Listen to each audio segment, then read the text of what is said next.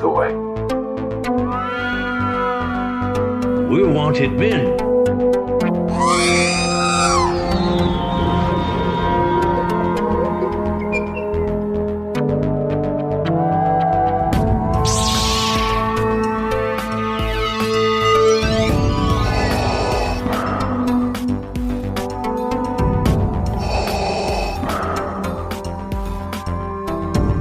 I have spoken.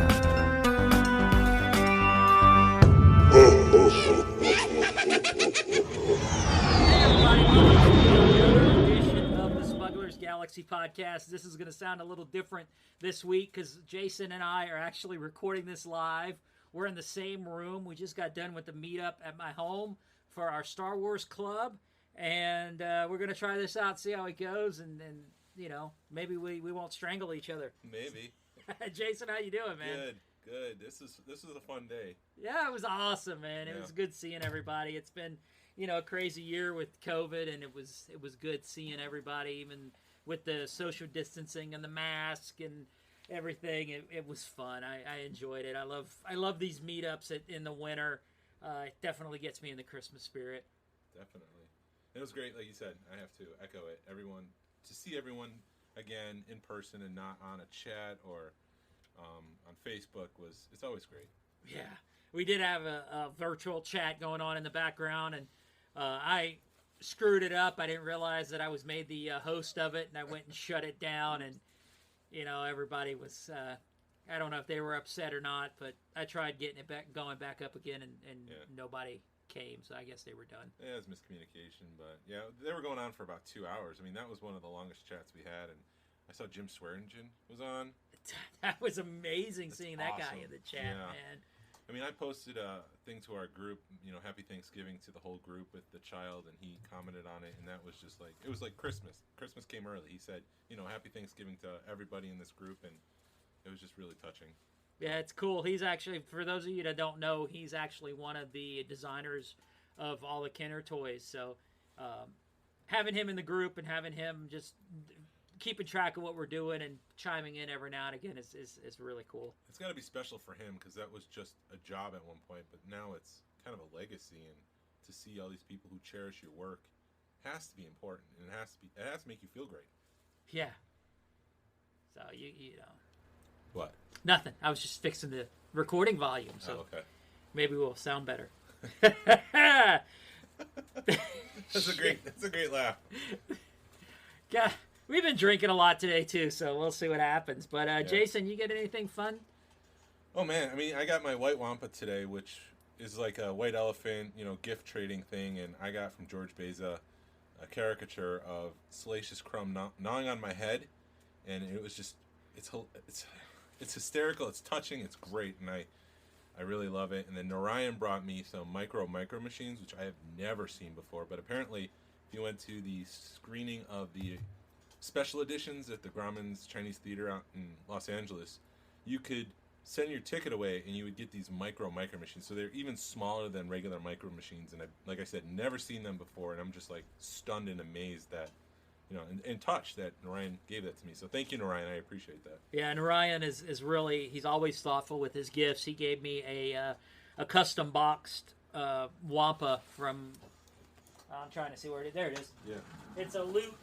Hold on. He gave me a custom box Luke and Wampa from the 40th edition. You know, it's got a custom box, just done like the old school vintage stuff, and it's just really touching. And then on my for my white Wampa gift was a Ezra and speeder bike done in the same way. So it was really awesome. A couple of gifts, and then I got a Mandalorian art from Justin, Jen and Justin, his wife.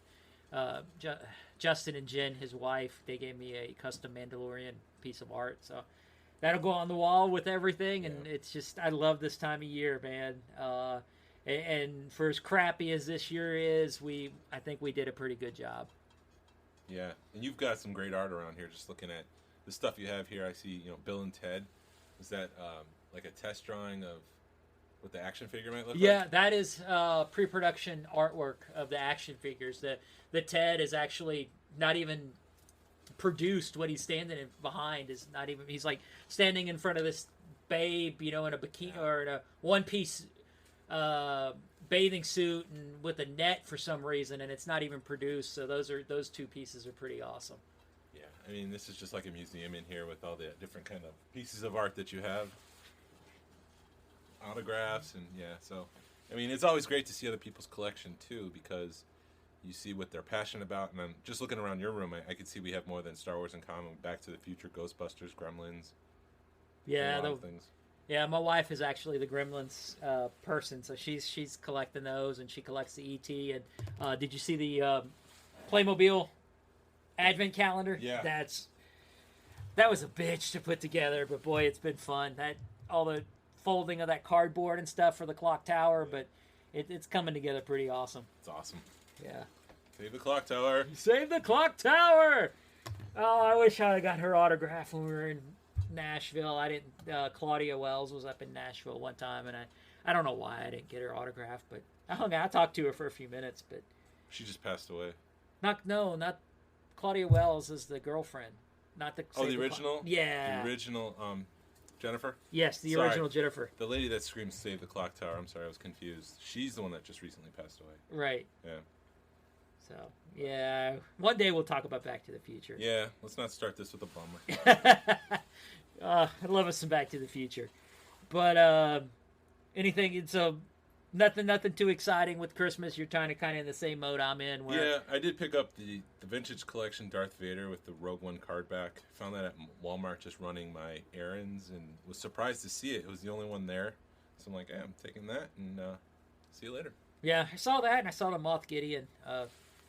I don't know why I didn't pick up the Moth Gideon, because they're again in 3 3/4 line. Why do I want to start that crap?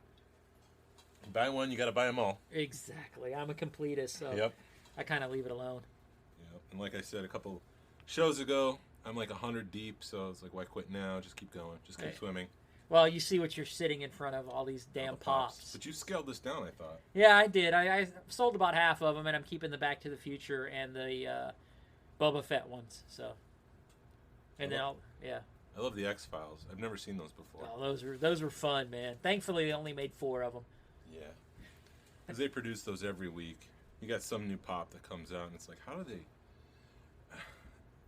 does an audience buy these without getting frustrated that they were just complete and now there's 12 more they have to buy? Oh, that's why I got out of the Office pops, man, because they did the first run of 10 of them, and then now all of a sudden they're doing, oh look, there's Dwight and he's got a different jacket on, or oh, here, how many versions of Recyclops can they make? And and they're all, you gotta freaking look for them in a back alley somewhere, and if you don't find them right when they go on sale, you'll pay like $300 for them. So yeah, unfortunately, it's not a fun game. No, it's not. And when it's not fun anymore, why do it? Exactly. So F you, Funko. Yeah. There's some massive Disney Plus reveals this week, which I can't wait to talk about. Yes, let's get into that, man. So, I mean, we already knew that Obi-Wan Kenobi was happening, and Hayden is coming back. That should be interesting, because I'm curious how they're going to do the whole Darth Vader thing. Is he going to, he's obviously not going to wear the suit because he doesn't have the body for it, but, are they going to show him in the Bantha tank, or are they going to show flashbacks? So, it'll be fun. Yeah, why promote him coming back if you're just going to have him in a costume and anyone can play that part? Right. They didn't say if James Earl Jones was coming back. I mean, that is Darth Vader, so we'll see what happens there, but I'm very excited about it. I was thinking it might be cool to do like a Godfather 2 style show where they go back to the Clone Wars and they come back to modern day 10 years after Revenge of the Sith, because what the Godfather 2 showed, if people haven't seen it yet, it shows the rise of Don Corleone building the family, and which happened in the 20s, and then it cuts back to Michael Corleone in the 70s destroying the family, and they kind of go back and forth. So that could be cool to see the Clone Wars versus where they are today, 10 years later after Revenge of the Sith. That'd be cool, but didn't we kind of see that in Clone Wars, or would you think they just give a different layer to it? That's a good, maybe a different layer, but that's a good point. I mean, when you think about when Darth Vader and Obi-Wan meet on the Death Star, one of the first things Darth Vader says is, "You should not have come back." And it's like, come back from the dead, come back to the Death Star, you know? There's some potential and some great area there that they could play with for this show. And one of the things Kathleen Kennedy said was, this is the rematch of the century, and we kind of got that on Death Star. So what's going to happen with this whole episode, with this whole show? But it's still going to be good. Like we talked, even bad Star Wars is good Star Wars. Yeah, I can't wait for that one. And then they announced Rebel Season 5. Yeah, the Ahsoka show, man. Oh, I can't wait for that. Everybody's like, oh, it's not going to be Rebels Season 5. Why wouldn't they just announce a Rebels Season 5 and get it over with? And I don't think it's going to be hardcore Rebels Season 5, but it's going to touch on it, and you're going to figure out what happened with Thrawn and Ezra in that show. There's no reason why they wanted to have announced, had her announce Thrawn's name in The Last Mandalorian without them wanting to go after that title, that storyline. So, I agree with you. It's going to be produced by Filoni and Favreau. And the thing that I thought was interesting, they also announced Rangers of the New Republic, which I would assume is those X-Wings that we've seen in The Mandalorian. And they announced that the Rangers of the New Republic will intersect with future stories and culminate in a climatic story event. So I would think that Ahsoka would cross over into Rangers of the New Republic and maybe even The Mandalorian, and we'll get like an Avengers-style team-up event somewhere down the road. It's got to be, man. I mean, look who did it. It's Disney. They did all the Marvel stuff, and they're doing all the now they're doing Star Wars. So, yeah, bring it on, man. Just do it right, please. Yeah, and Rebels, Rangers, and Mandalorian are produced by Filoni and Favreau. All of them. I don't know if I mentioned that, but they have their hands in that whole series. So I'm sure there's going to be some cohesive story going on. Oh, it's got to be, man. There's no way they won it, especially since they made such a big deal about that, them all existing in the same timeline. Yeah, I agree. Oh, man, it is weird doing this in person. It is, and I'm thinking, like, okay, what do I have to say next? We're going to talk about Lando next. And then you throw me a curveball, I'm like, wait, we're not talking about Lando next. What do I talk about? Lando seems, we'll see what happens, man. With Lando, there wasn't a whole lot. It was just, hey, we're doing a Lando series. No, but Lando was my favorite Star Wars Marvel comic. It brought in a lot of Lobot. It brought in a lot of the Sith stuff. So out of all the shows, except for Obi-Wan and Ahsoka, I think this is my third favorite that they've announced. Bring back Han, bring back Alden Ehrenreich, bring back Jabba and Greedo, bring back Darth Maul. I want to see more of that Dark World stuff, and bring in Lobot. Let's start to. I mean, we don't have L3 anymore, so he needs an assistant. So bring in Lobot. Yeah, seeing a young Lobot, that would be cool. Figuring out how he got all the prosthetics and everything, that'd be cool. And then we had Andor, which is, I think, the furthest along of these spin-off series, which is a Rogue One prequel, which I'm very excited about. It's 12 episodes. They announced that Obi-Wan is 6 episodes, and these are like limited series, so after that, they're not going to be season 2. It's just these standalone episodes, and then they're done, and they're moving on to the next project. Yeah, that Andor looks... I'm happy. Rogue One was my favorite Disney-era movie, just because it was... I hate to say it was perfect, but man, what a great movie. Yeah, it was unexpected, I think. I wasn't expecting it to be that good, so close to the original. And it pretty much lines up to the original A New Hope. If you were playing back to back, it works pretty good, except for the Leia CG at the end. But with that aside, I mean, it's a great movie. Yeah, the Leia CG did kind of throw it off, and then you're going back into the whole 007 thing. Would they have been better just casting somebody that looked really close to Leia, and then we just be like, oh, instead of going, what the hell are they thinking? Millie Bobby Brown. There you go. That'd be a young Leia. God, yeah, but how much would they have paid her for 30 seconds worth of screen time? A lot. Yeah. They would have signed her for 7 movies, and yeah, who knows? Yeah, her and the guy that freaking played Winter Soldier, man, they're yeah. Damn it. Sebastian Stan, he looks like a good analog to Luke Skywalker for post Return of the Jedi, not pre.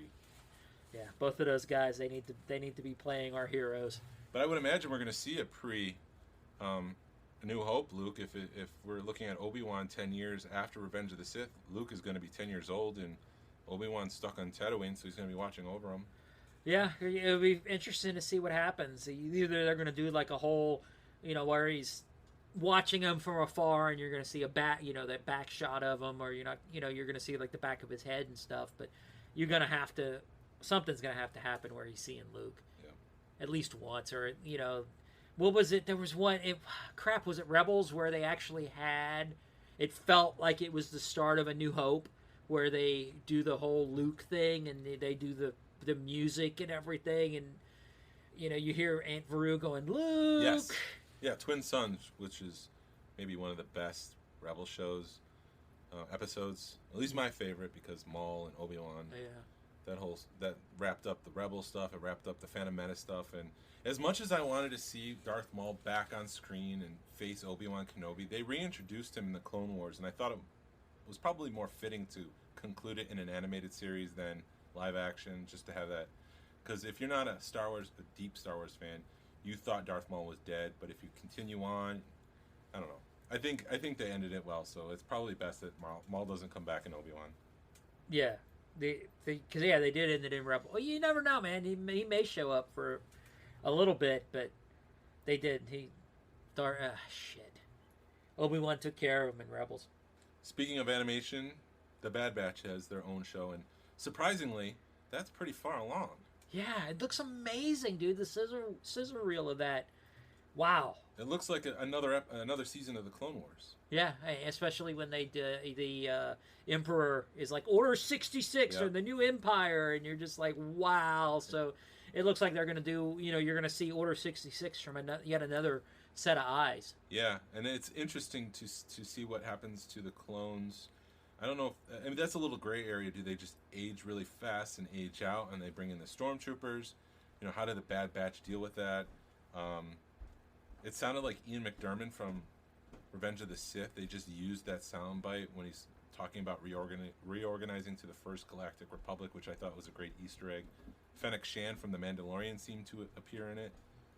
Yeah, They're gonna, dude. We are in so much trouble with all of these shows. We're gonna have to watch hours and hours of content just to get what we want out of it. But it takes my mind off the pandemic, so I'm okay with it. Exactly. The one show that I wasn't really too enthralled with or enthused with was Star Wars Visions, which is an anime-style show.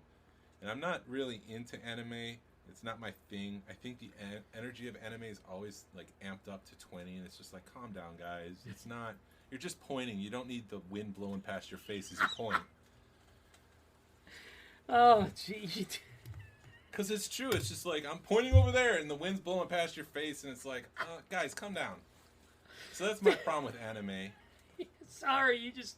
I've had a little bit too much to drink, and you're hitting me in that right spot, man. That is the truth about anime.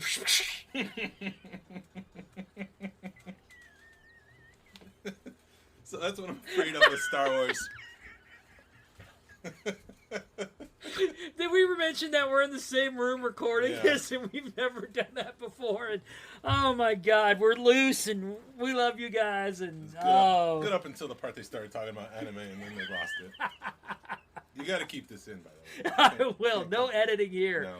Oh goodness. You keep asking for live shows now because I had gone off on Gina Carano, Cara Dune, and I asked Glenn to cut back a little bit because I don't like being mean, and I wasn't being mean. It was my honest opinion of her acting performance, not her as an actress or anything like.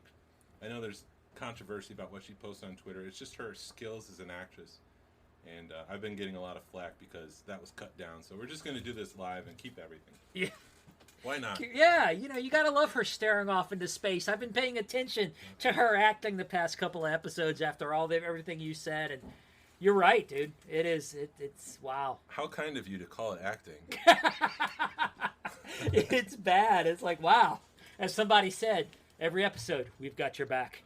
They pay her to be tough. They don't pay her to act. Wow. So.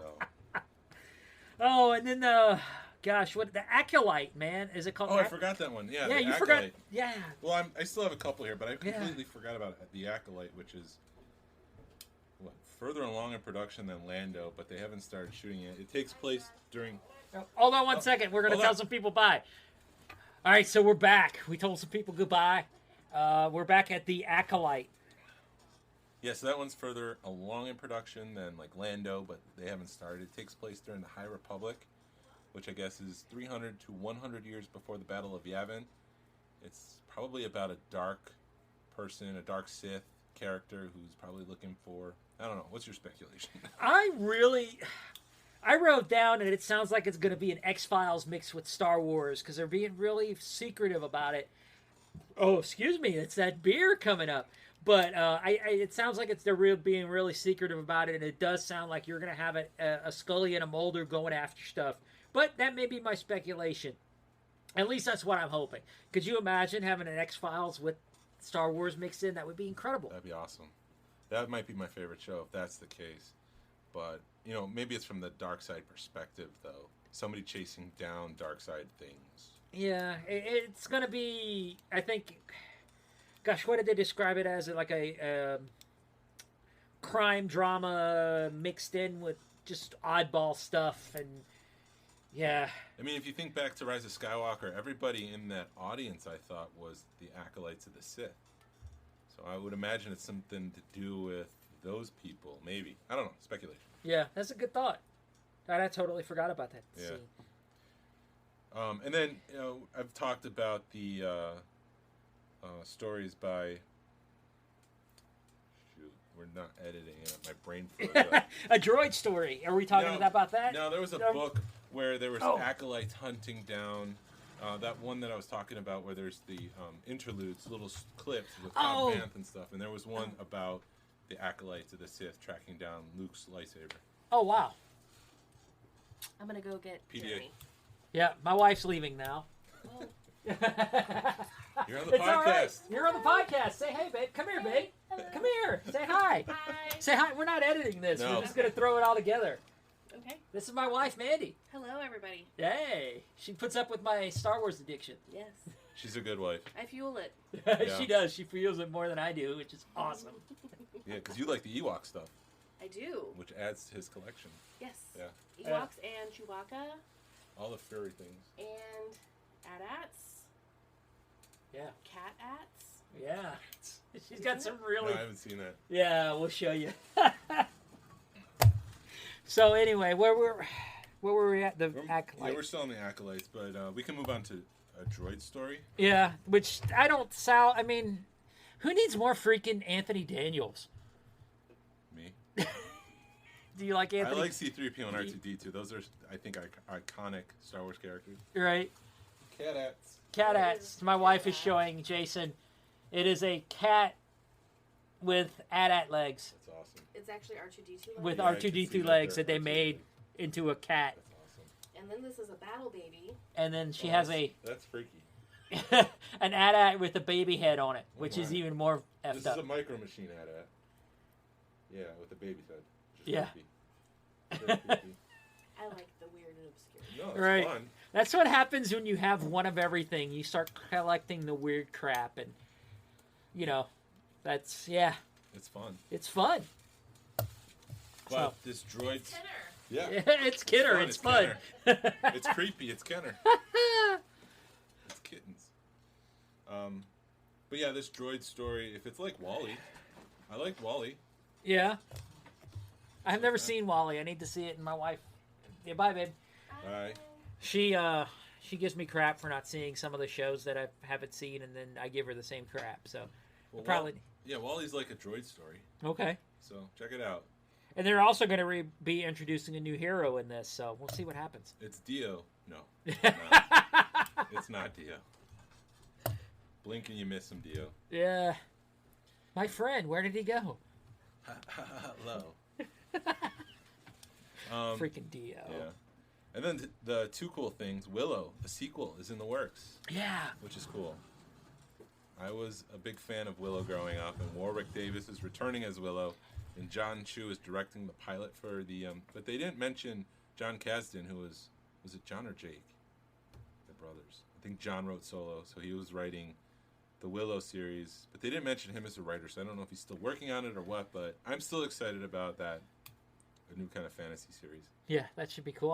I'm just down for all that stuff. I remember watching Willow in the 80s, but I haven't watched it since, so So there's 2 left.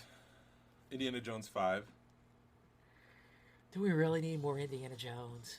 Do we really? I love freaking. Do we really need to see an 80-year-old Indiana Jones? I'm going to give it a shot. I'll determine if we need it after I see it. But it's directed by James Mangold, who did Logan, and, you know, do we need another Wolverine movie or whatever? I think that was the best Wolverine.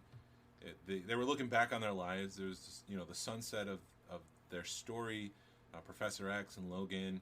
Logan finds reason to live after seeing all of his friends die and everyone go away. So if it's that kind of tone, if we finally see the sunset of Indiana Jones, we don't have to get Indiana Jones 6 or, you know, Chris Pratt as Indiana Jones. I'm all for it. Just give me a good story. You know, I would really like seeing Chris Pratt as Indiana Jones, man. I Yeah, would too, but we don't need it.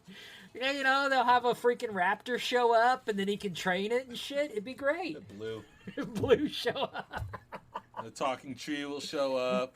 And then some freaking Legos will pop up, and oh my god! And then he'll talk about Parks and Rec some Aubrey more. Plaza will show up. Yeah.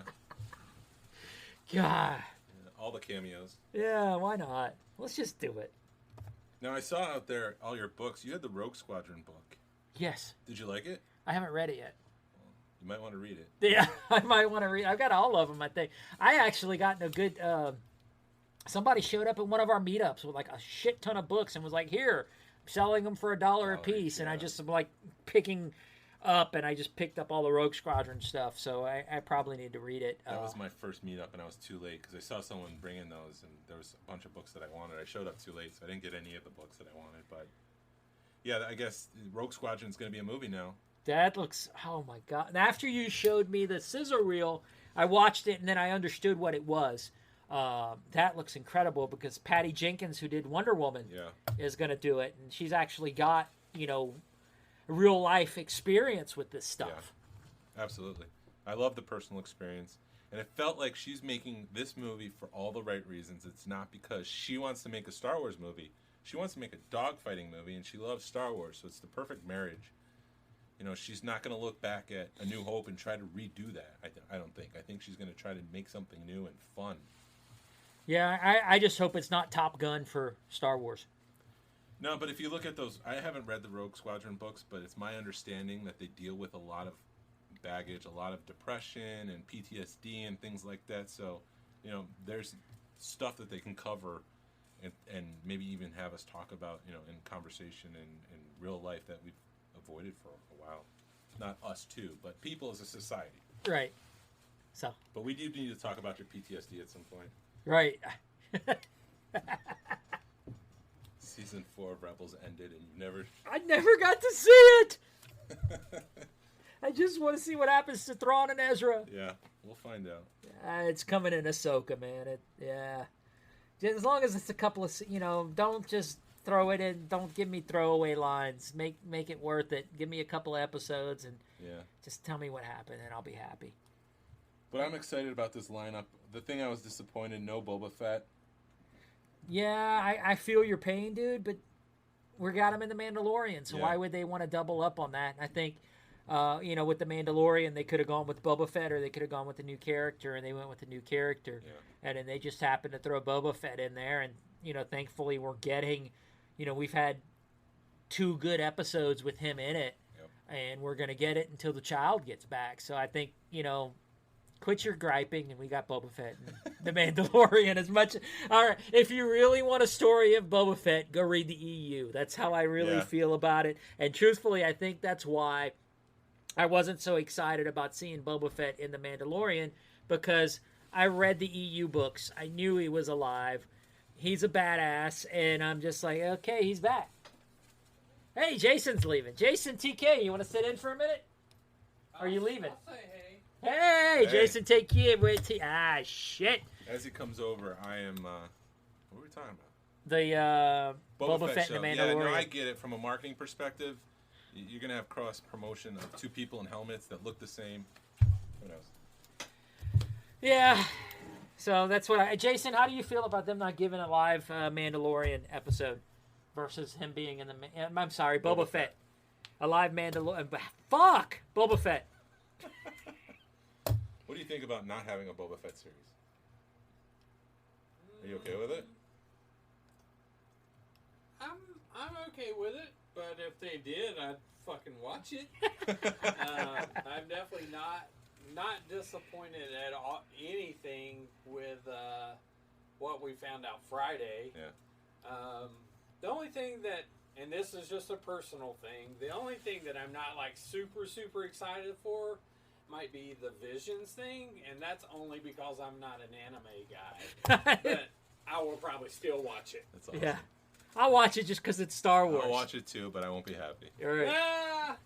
No, we were just saying, even when they point the finger, wind's blowing in their face, it's just like all the energy's hyped up to 20, and it's like, Right. calm down, people. I mean, I think the most anime I get is probably fucking Akira, Akira, yeah. and Ghost in the Shell, and That's about it. you probably can't consider Fantasia anime, but that was another one of my favorites. I'm just not huge into anime. Gotcha. Which one were you most excited about? The Andor looks like it'll be really good. Yeah. And the Knights of the Republic. Is Yeah. that what it was called? Knights of the Republic, Rangers of the Republic. Rangers of the Republic. But I think those are the X-Wings that we've seen. X-Wing Squadron looks pretty Yeah. fucking badass. We can cuss, right? Yeah, sure, Okay. why Yeah, not? why not? Dang yeah. it. Dang ferret. Yeah, anything that's like, I'm probably more excited about that just because it's in the Mandalorian era, which is right after Jedi. Yeah. So, and I don't know.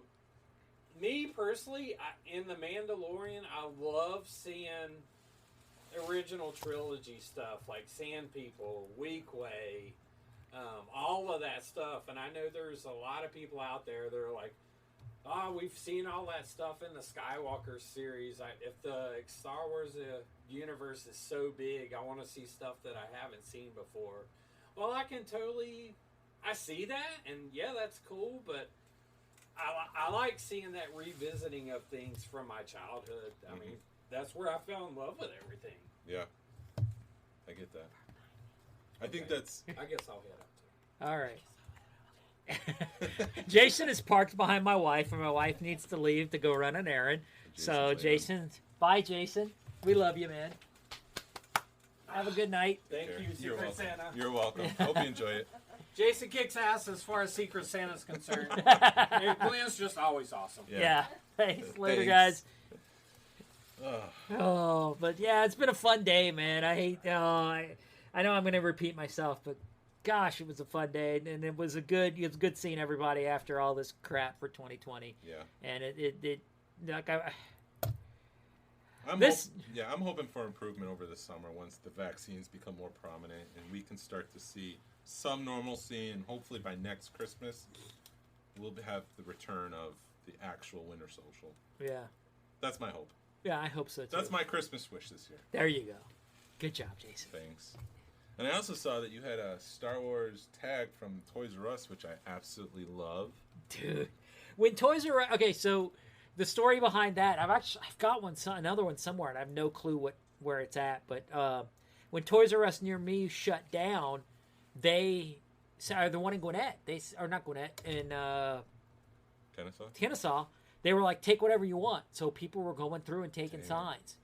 So I freaking grabbed that sign, and then a few weeks later, I was at a Toys R Us and grabbed another one, and I have no clue what I did with it, but it's just a little Star Wars thing that says Toys R Us. So You have a pin on the floor. I don't want you to step on it. Looks like you might step on it. But, yeah, I'm gonna move it. But I don't. Yeah, because It's a knife. it's just a knife. It's just a knife.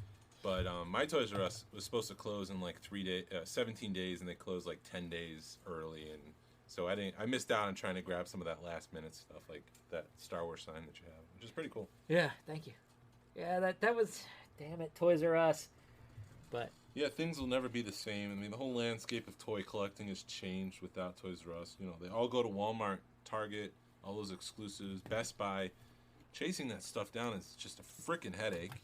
yeah, And there's no availability of toys anymore. I mean, I don't know. I miss it. Yeah, I miss it. I miss the whole freaking going to Walmart. I mean, I grew up in a little podunk town in Louisiana, man, where, you know, the only thing you had was a Walmart. And you had, you know, the first time I went into a Toys R Us, I was like 8 or 9 and just was blown away by the thrill of having a store that had that many toys.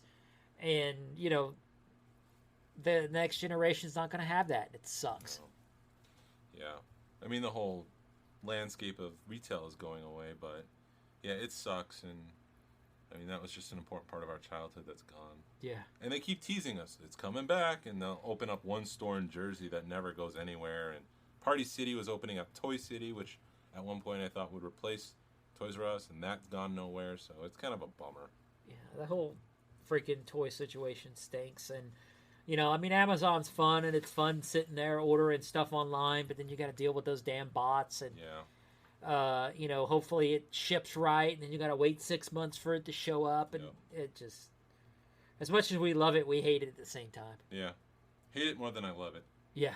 I love the figures, hate the process. Yes. Do you want to jump into... Let's jump into this Mandalorian, man. This little show. This little show called The Mandalorian, which was, what, 35 minutes this week? I don't know. It was such an amazing episode. I've seen it twice. I don't know how long it was. Yeah. It was perfect. It was a great episode, and the second time, thankfully, we had a little meetup last night, and we talked to one of the guys, Mark, in New York, and he kind of changed my perspective of this episode, and I maybe, you know, I always jump the freaking gun on these, but rewatch this episode and think of it as a war movie. That'll change your whole perspective on this episode. Yeah. Or post-war movie. Post-war movie, war movie. Think of Inglourious Bastards. Yeah. And watch this episode of The Mandalorian. It'll change your whole freaking attitude on it.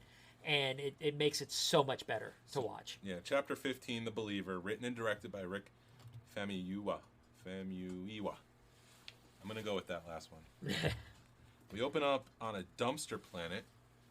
Ex-Imperial equipment is being decommissioned and torn apart, and Mayfield, who is played by Bill Burr, we saw him in the first season, is pulling things apart, and a droid comes along and he says, "You've been reassigned." Cara Dune comes and performs such wonderfully and says, "Come with me." And so they follow him to Boba Fett's ship, and he's got that funny line, "For a second I thought you were this other guy," and then Mandalorian walks down behind him, and he's just like that, oh crap kind of moment. Yeah. What did you think of Boba Fett's new paint scheme, man? It kind of surprised me. Here's what surprises me. It surprises me that Boba Fett can paint his armor that fast, and the Mandalorian still hasn't thought about painting his. Maybe the Mandalorian doesn't want to.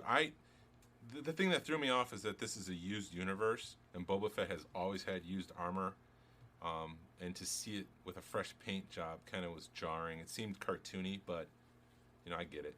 Yeah.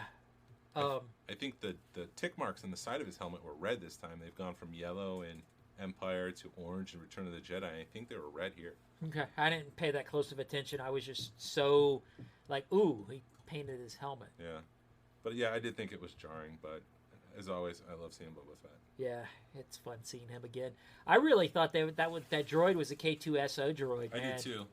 Because they kind of bring it in. The camera kind of follows the legs for a while. I'm like, that's K2SO. But when they cut to the front of the droid, he's got a New Republic. Maybe his lower torso was once that, and they reprogrammed the top half. But yeah, it looked very similar. And then it looked like he had a wand from one of the medical droids. Possibly. You know, that was kind of a cool throwback. In the background, did you see the Imperial walkers? With the cranes on them? Yeah. Yeah, that was a cool throwback to the... to Rex in season... Oh.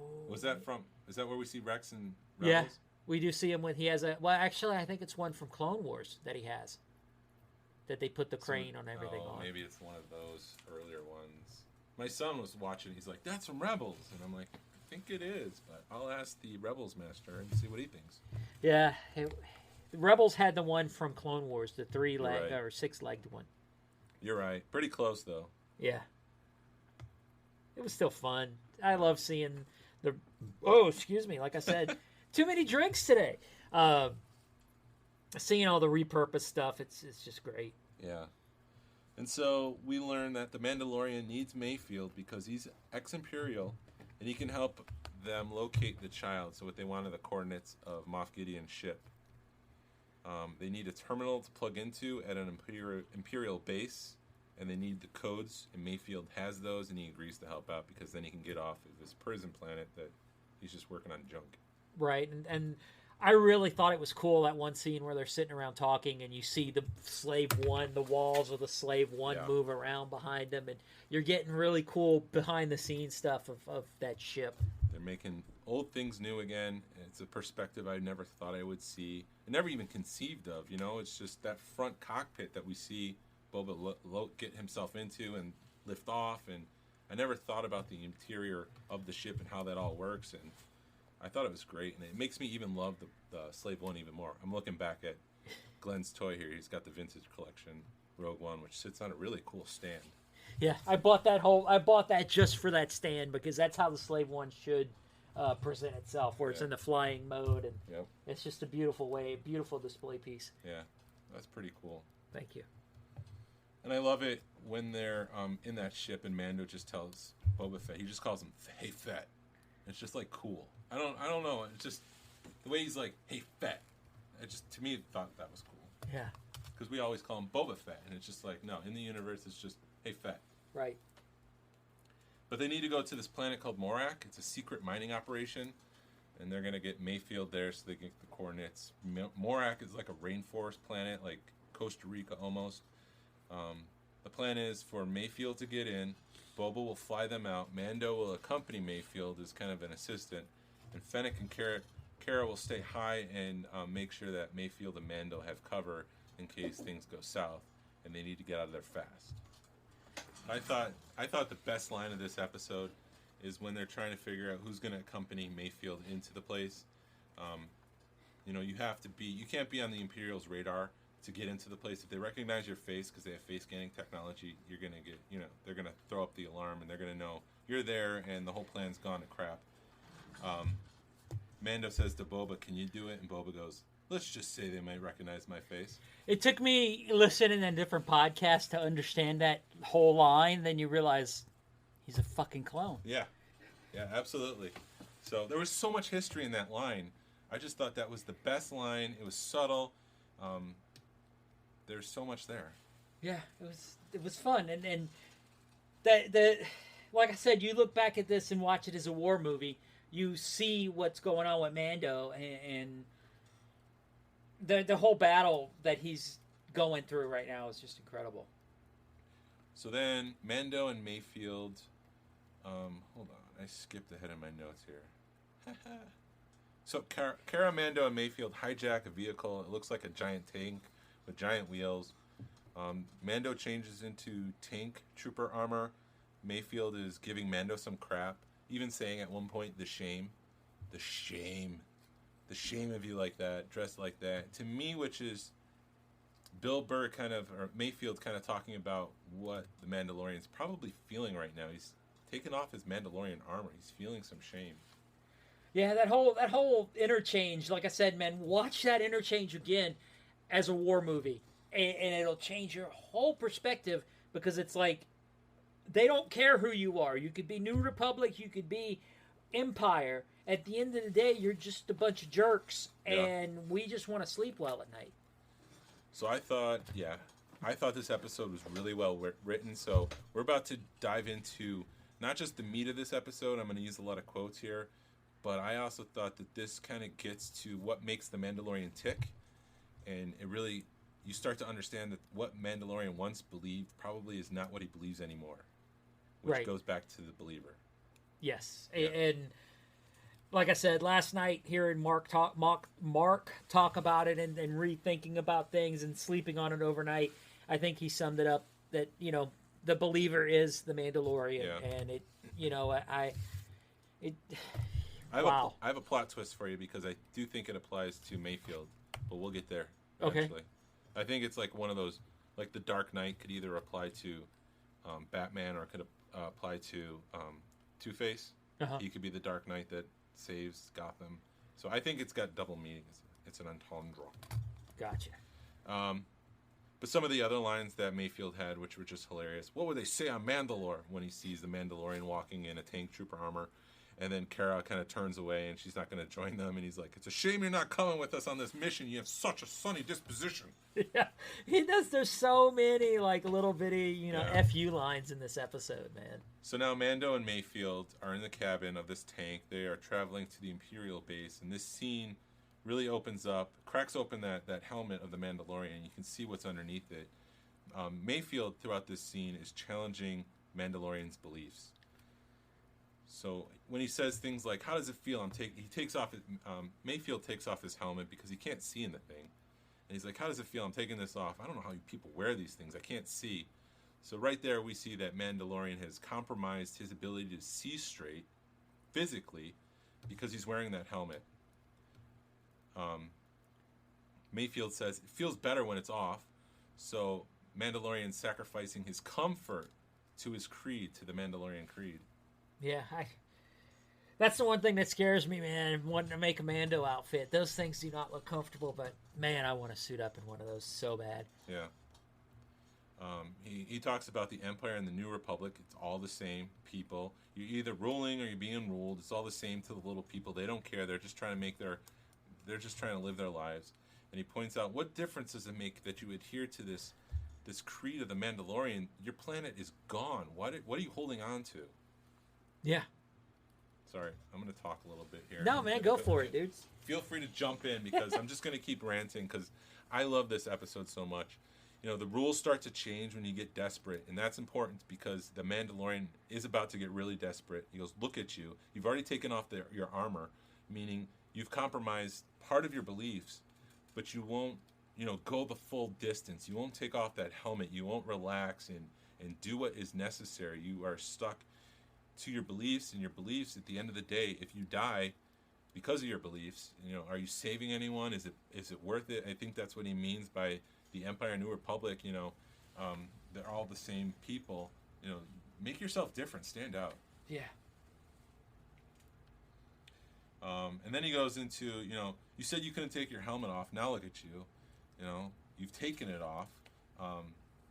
Is it that you can't take your helmet off or you can't show your face? Because there is a difference, and the Mandalorian is probably questioning, what does that mean? Because he doesn't say anything. It's met with silence.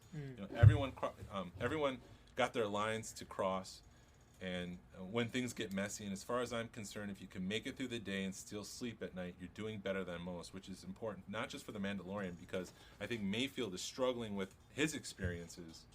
I feel like I'm on a soapbox. He's struggling with his experiences, and I don't think he sleeps well at night, which comes into play later in this episode. So what did you think about this cabin scene before we move on to the action piece? Watching it the second time, I really enjoyed it. It is sort of change your perspective up and look at it. Crap. It's a fun episode. It's a fun scene when he's questioning everything, and I think it's setting up just like everything in this show is set everything else up. Turn the freaking ball on a shifter knob has set everything else up. So I think it's setting up for something cool. And next season we may not, you may see the Mando without his helmet on just because he's like, people have been beating down his beliefs this whole season. Yeah, because Fett takes his helmet off. Bo-Katan takes her helmet off. So there's precedence that he's probably in the minority. Yeah. And just for what? Just believing that you shouldn't take your helmet off? That doesn't make you any less Mandalorian because all other Mandalorians are doing it. Right. So then we learn that the tank that they're transporting has rhydonium on it, which is a highly explosive material. It's kind of like the coaxium from Solo, I would imagine. They kind of see that there's some trouble up ahead through the radio. They see explosions, and they realize that, and they also see some wreckage on the side of the road, and they realize that something's about to happen, and pirates are trying to raid the transports and blow them off, and the Mandalorian has to fight them. One thing I really thought was cool was the thermal detonators that we saw in Return of the Jedi that Princess Leia had. Pirates are trying to blow up the rhydonium. The first wave doesn't go well. Mandalorian pulls out his blaster. He's got an Imperial blaster. He shoots a couple of them. They fall off. No, wait. I'm ahead of myself. Sorry. Oh, you're about right. That's wave 2. Wave 1, he just kind of fights them off, and they fall off, and one has a thermal detonator, and he's about to attach it to the ship, but then the Mandalorian kicks him, and they fall back, and he blows up the whole first wave of attackers. Right. So And it was fun. I may be jumping ahead, but you could tell the Mando missed his armor because he's trying to block him and stuff, and you could tell he's used to having gauntlets and all this armor on him, and like I said, whoever's in this suit that can act without showing their face is freaking amazing because you could just see the Mando. Somebody hits him on the arm, and he's like, "Crap, that hurt." Yeah. Where's my armor? Yeah. Yeah, so that first wave of attack was physical. The second wave, he kind of pulls an Indiana Jones, and he pulls out his gun, which is an Imperial blaster, and he takes a couple shots, but then the blaster jams up, and it's more difficult, but he's able to defend that. This whole scene felt like a Western, like some sort of like caravan where they've got attackers attacking the caravan, and they're on top of it, fighting it off. Felt very Indiana Jones-ish. This scene really jived and worked for me. Yeah. The third wave comes, finally, and everyone's packing thermal detonators, and it's just like the camera's panning, and everyone's pulling out their thermal detonators. They're all powering up, and it's just like, oh, crap. Here we go, and Mayfield has to travel slower, because if he travels too fast, he's going to blow up the Rhydonium, so he has to travel slower, even slower than before, because there's a rusty bridge coming up. And they can't go too fast because they don't want to blow the bridge. So it's then that stormtroopers and shore troopers come out. They save the day. TIE fighters come out. They blow up the pirates. All those troopers come out. You've never been so happy to see Imperials save the day, basically. Right. How did you feel seeing all those shore troopers, man? I know you've got a thing for those guys. I loved it. I stood up, I'm like, yes, shore troopers. They aren't forgotten. They're being put to use. But that was my first thought when I saw all those shore troopers. I'm like, Jason has got to be having a ball with this. Yeah. A lot of Rogue One influence, even the tank drivers, the shore troopers. It was pretty cool. Yeah. But it just goes to show the point the Empire is at right now. They're pulling people from everywhere. It's like you're on a beach now. You're on this jungle planet now. We need you. Yeah. And there was an amazing shot as those TIE fighters fly by with Kara and Fennec on top of a hill, and the TIEs just swing past them, and I just like blown away by that shot. I'm like, that's incredible. That's a very epic cinematic shot. Was Kara staring into the distance still? Yeah, she was staring at the TIE fighters in the distance. And I believed she was looking at the TIE fighters. Oh, you ruined it for me, Jason. Yeah, it's just so much fun. Sorry. Oh, you realize how bad of an actress she really is. Yeah. She's not Meryl Streep. She's probably unavailable for this role. But now they're inside the base, and they need to find the terminal. Even Mayfield said a line, I've never been so happy to see stormtroopers, and it's just, how we're feeling. He's kind of that role of the audience there, speaking that line. And they go in.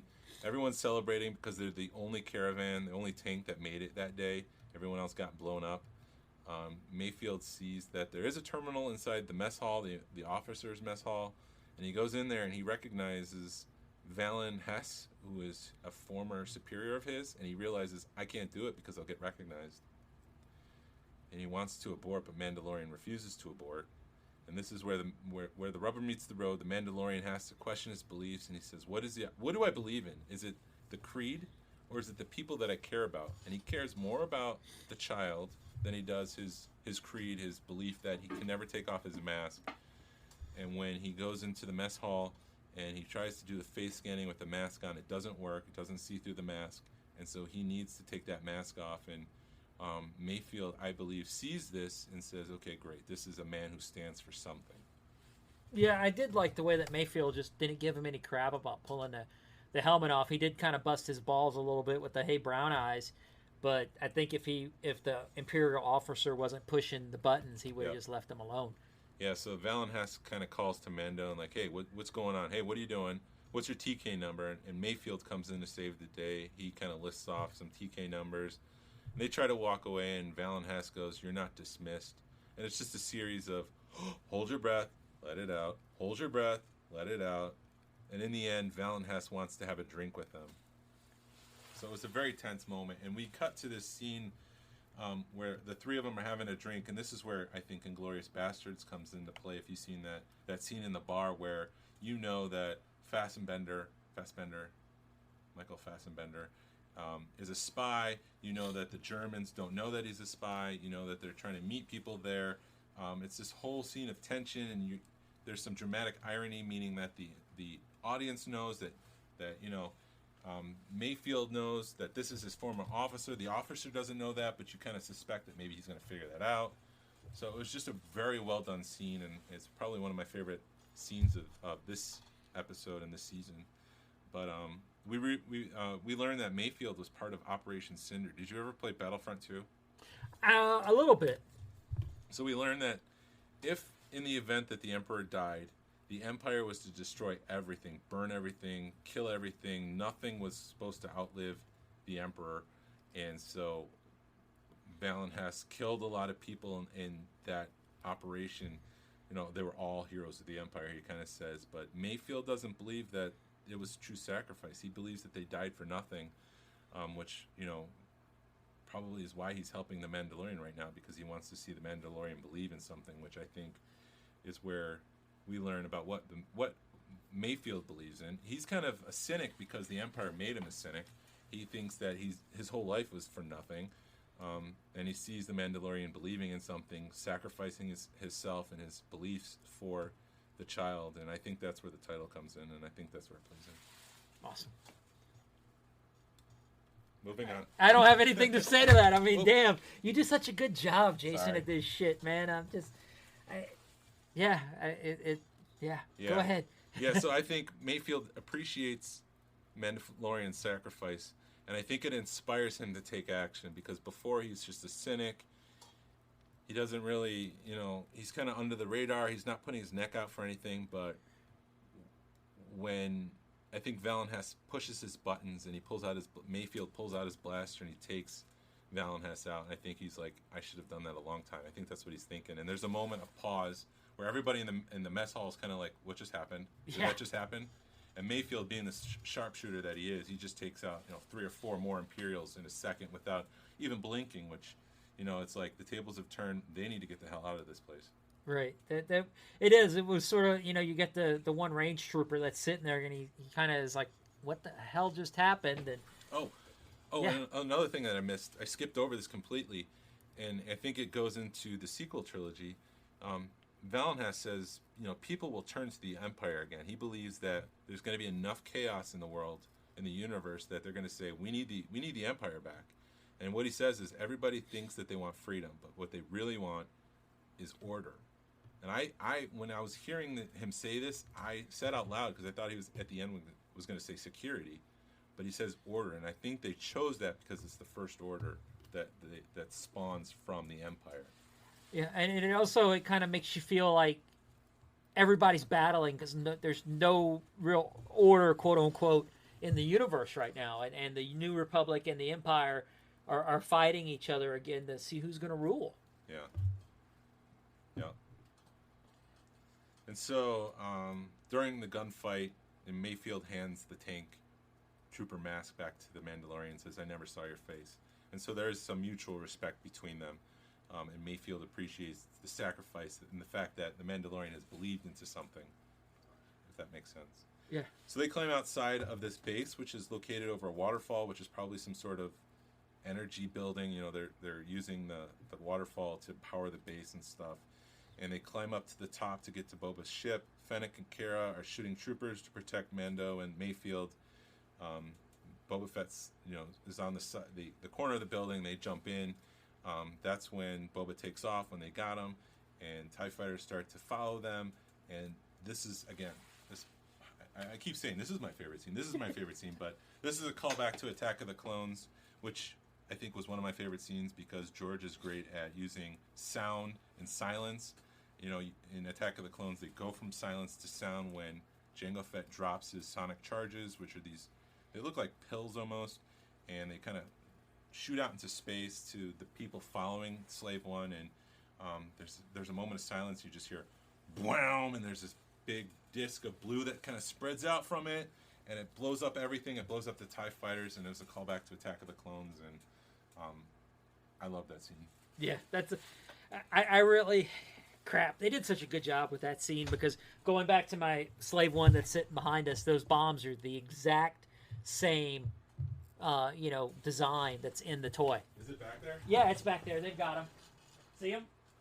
Oh yeah. They've got them. They've got two of them on the Slave One, the vintage series Slave One.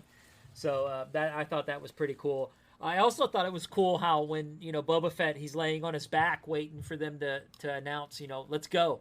Yeah. When Slave One's on the ground.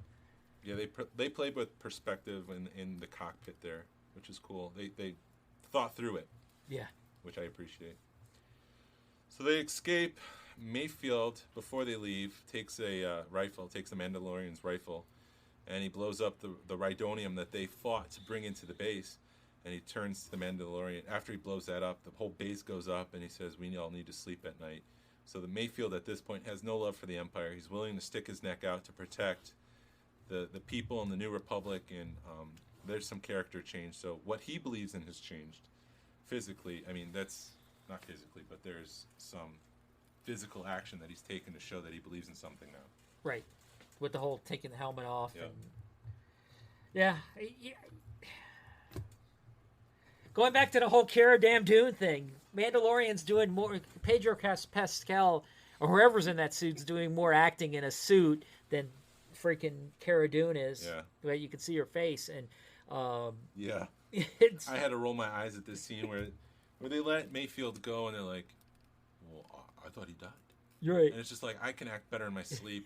I've seen corpses act better. Please, no Cara Dune spin-offs. And I'm afraid she's going to be a big part of that Rangers of the New Republic because she's got the Marshal badge. And I Dude, think... did you see how she wore the Marshal badge as a freaking belt buckle? No.